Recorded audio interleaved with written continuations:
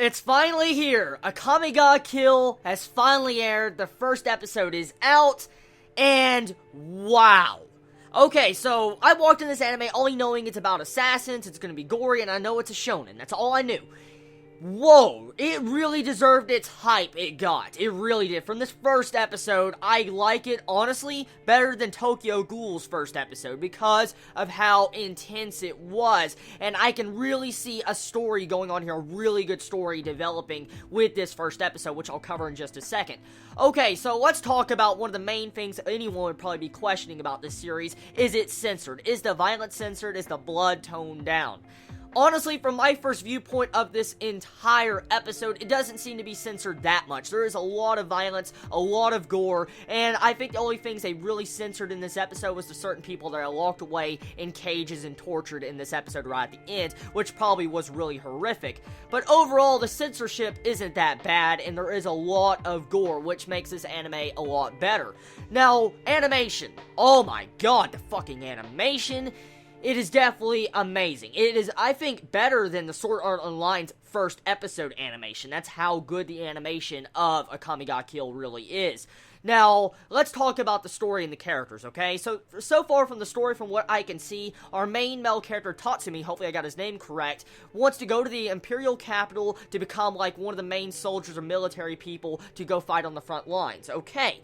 Now, the thing we find out is that he has two other friends with him that go to do the exact same thing, and they split paths and do their own thing. Well, and later on in this episode, we find out that this rich, noble folk that are taking in country people are torturing them to death and completely killing them. And with poison, different things like that, we find that out right at the end, and this girl that seemed to be very innocent turned out to be evil, and I was like, what the fuck? Just, I mean, I love the way they did her voice actor. I mean, when she started talking about, like, a sadist, and she started saying, like, oh, am I not allowed to torture anyone? She was a country person, and her hair was so smooth and all that. I'm like, oh my god. The way her voice was so demonic was amazing. I love the way they used the voices and all that in that entire scene. It definitely had more impact and emphasis on that entire moment, and it shows you what type of character Tatsumi will eventually become, because in this episode we see him just cut down this girl out of nowhere, like no hesitation. He sees his friend die, pretty much, like he sees one of his friends die, they're hanging, being tortured and all that, and so he cuts down this monster, this girl, in no hesitation. I'm like, what the fuck? It just shows you his character is very dark, he's a dark character, and he's willing to kill someone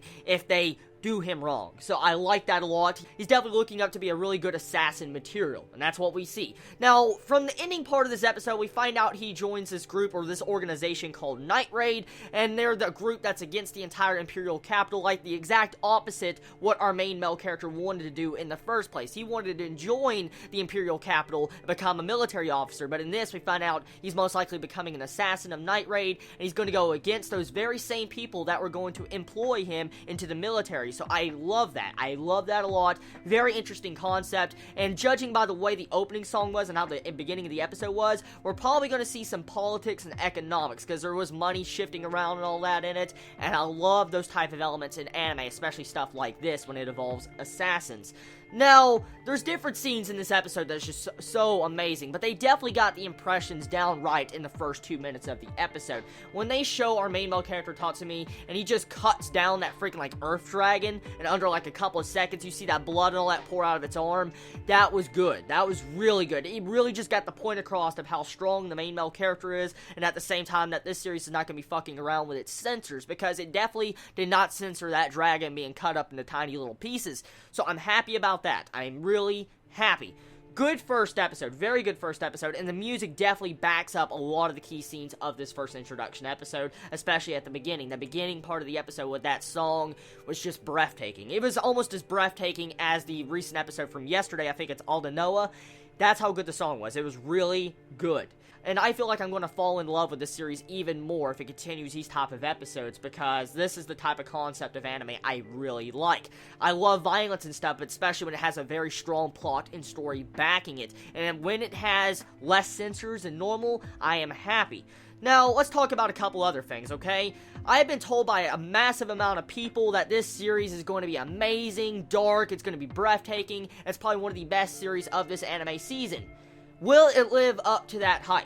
will it live up to that hype? That's the big question, because a lot of people have hyped this series up more than anything from this entire season, even more than Sword Art Online Season 2.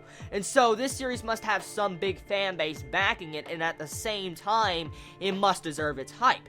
The question is, all of you manga readers out there, please don't spoil, but let me know, did they adapt this first episode properly? And if you did not know already, they confirmed 24 episodes for this series. If you did not know, there's going to be 24 episodes for Akame ga Kill, so I am excited about that, and this series most likely will not be rushed. Now, here's the thing, okay? What will happen next? I mean, as we see, our main male character just had a tragic loss, lost his 2 friends he probably grew up with, and now he's joining Night Raid. So what will happen next? Well, next episode, will we see him try to integrate with Night Raid, or will he have to cope with the entire bit with his friends' death? So, a lot of things can happen next week in next episode.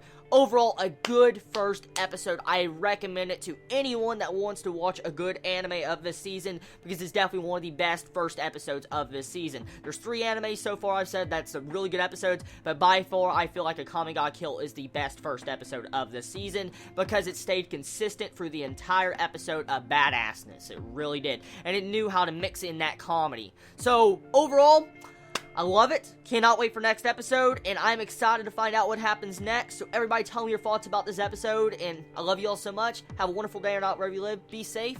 Chibi out.